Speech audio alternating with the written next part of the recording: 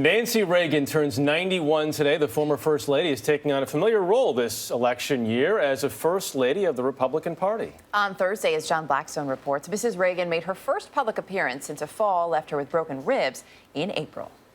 Happy birthday to you. It wasn't perhaps the kind of birthday greeting a 91-year-old might expect.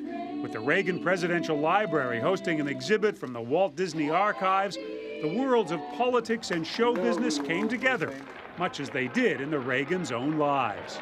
Mrs. Reagan joined Robert Iger, chairman of the Walt Disney Company, to open the exhibit. While Nancy Reagan rarely speaks in public these days, inside the Republican Party, her voice can still be powerful and influential. In the 24 years since her husband left office, Nancy Reagan's endorsement has been sought by Republicans, successfully by Mitt Romney. And a new generation has now come calling, including Marco Rubio, who saved Mrs. Reagan from a fall during his visit.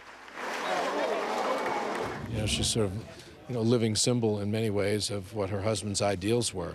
And I think that's a good reason to respect her. But Nancy Reagan's appeal isn't only about the past. She's not afraid, if she feels strongly about an issue, to speak out on it. And I think that's what's so wonderful about her, how contemporary she has kept herself. This is me dancing with Nancy at the White House. George Shultz was President Reagan's Secretary of State. One of the things that characterized his presidency was that always Nancy Reagan was right there by his side. Could he have done it without her? I doubt it, because he depended on her. Schultz himself is now 92. Birthday wishes for Mrs. Reagan? Happy birthday, Nancy. And to be 91 again. Such a young girl. The woman who supported Ronald Reagan in the White House remains a living link to his legacy. For CBS This Morning, John Blackstone, Stanford, California.